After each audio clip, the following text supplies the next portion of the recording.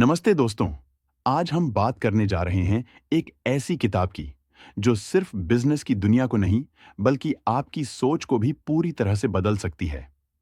इसका नाम है शून्य से वन, जिसे पीटर थियल और ब्लैक मास्टर्स ने लिखा है। यह किताब कोई आम मोटिवेशनल स्टोरी नहीं है, ना ही ये आपको रातों रात अमीर बनाने का कोई फॉर्मूला देती है।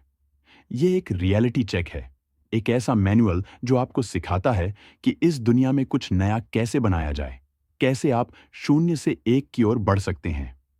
तो चलिए इस किताब की 10 सबसे पावरफुल सीख को समझते हैं, जो आपकी थिंकिंग को नेक्स्ट लेवल पर ले जाएंगी। यह वीडियो थोड़ा लंबा हो सकता है, ताकि आपको हर डिटेल में गहराई मिले और आप इसे अपनी जिंदगी में लागू कर सको।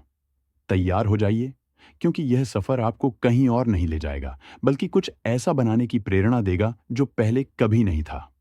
चैप्टर 1, कुछ नया बनाओ। जीरो टू वन का मतलब। जीरो टू वन का कॉन्सेप्ट बहुत सिंपल लेकिन गहरा है। पीटर थील कहते हैं कि दुनिया में दो तरह की प्रोग्रेस होती है। पहली है हॉरिजॉन्टल प्रोग्रेस, यानी 1 से 100 तक जाना। जैसे आप कोई बिजनेस कॉपी करते हो, उसे स्केल करते हो, ज्यादा कस्टमर्स जोड़ते हो। ये आसान है, लेकिन इसमें कुछ नया नहीं है।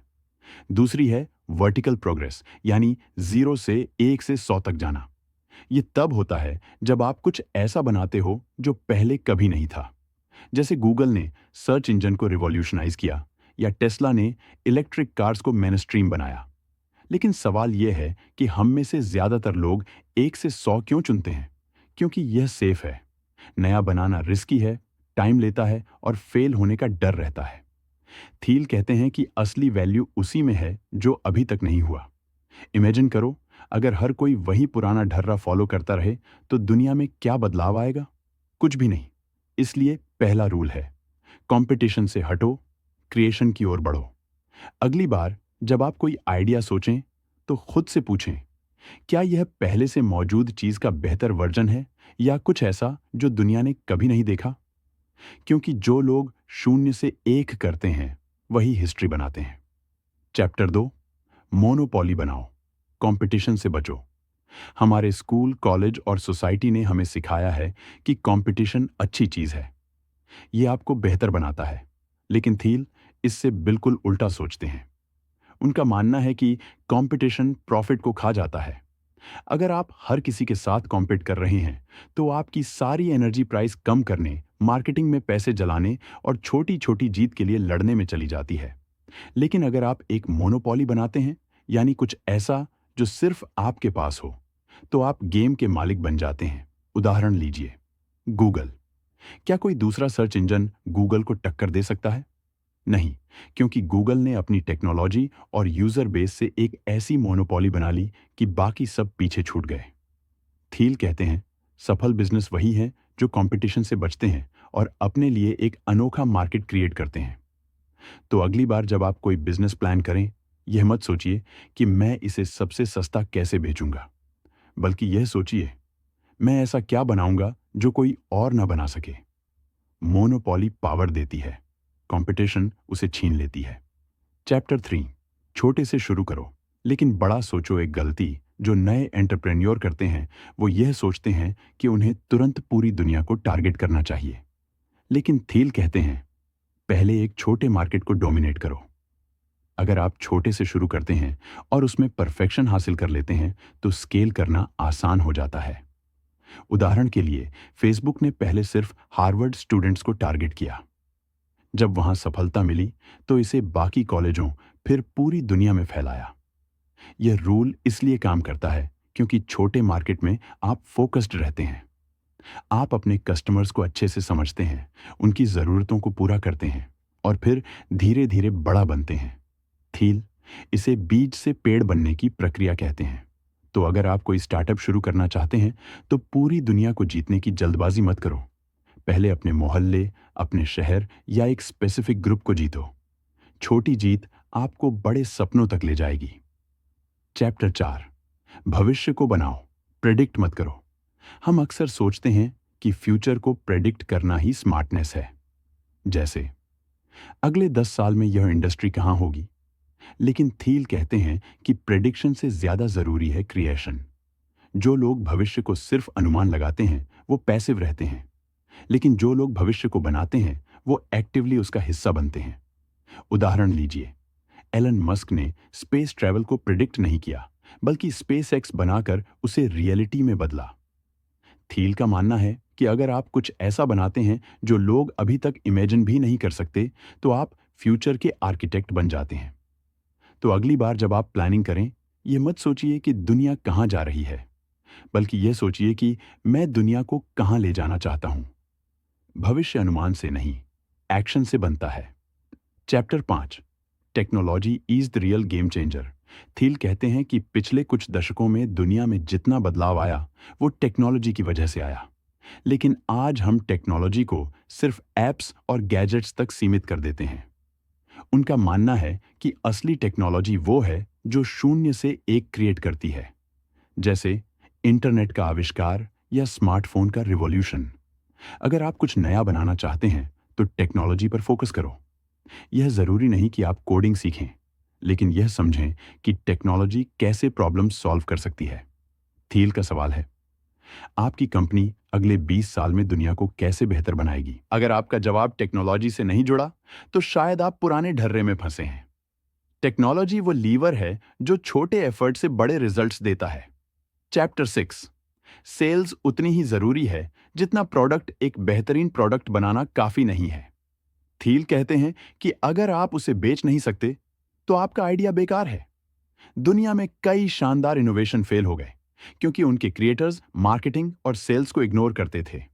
उदाहरण के लिए, टेस्ला सिर्फ कार नहीं बेचती, वो एक फ्यूचरिस्टिक लाइफस्टाइल बेचती है।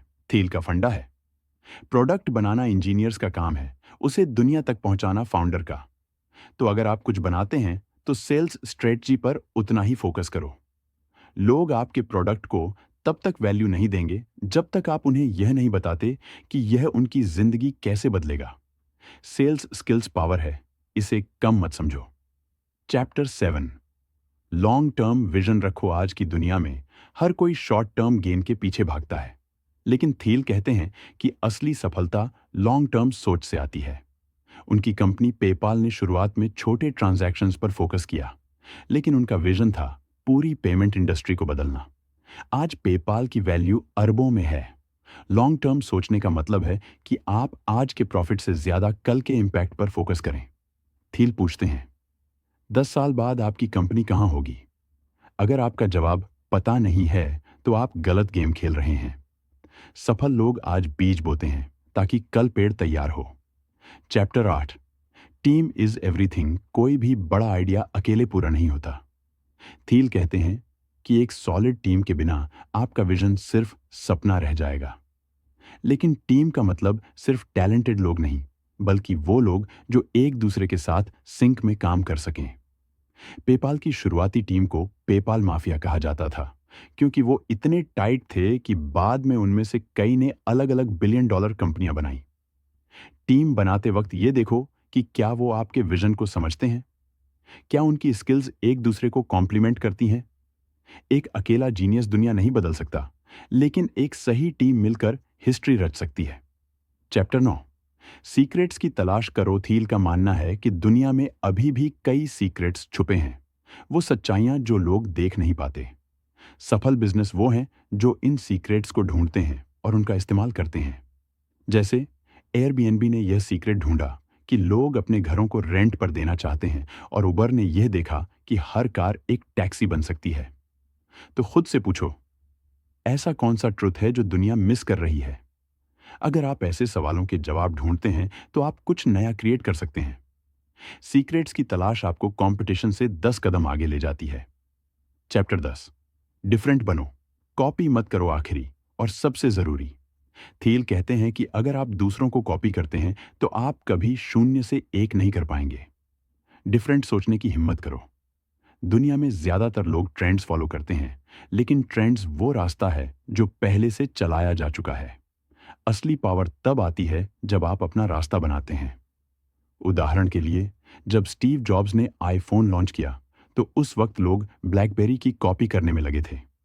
जॉब्स ने कुछ अलग सोचा और आज दुनिया उनके पीछे चल रही है। तो डरना छोड़ो, डिफरेंट बनो, क्योंकि कॉपी करने वाले फॉलोअर्स बनते हैं। Creators leaders. निष्कर्ष, अब आपकी बारी। 0 to 1 सिर्फ बिजनेस की किताब नहीं है, यह एक माइंडसेट है। ये आपको सिखाती है कि आपकी सोच, आपका विजन और आपकी हिम्मत ही आपको 0 से 1 की ओर ले जाएगी। इन 10 लॉज ने आपको दिखाया कि कंपटीशन से बचना, नया बनाना, टेक्नोलॉजी का इस्तेमाल करना और लॉन्ग टर्म सोचना कैसे आपको पावरफुल बना सकता है। अब सवाल यह है, आप इन लॉज को अपनी जिंदगी में कैसे इस्तेमाल करोगे? क्या आप कोई नया आइडिया लाओगे? क्या आप अपने आसपास के सीक्रेट्स ढूंढोगे? कमेंट्स में बताओ कि इनमें से कौन सी लॉ ने आपको सबसे ज्यादा इंस्पायर किया।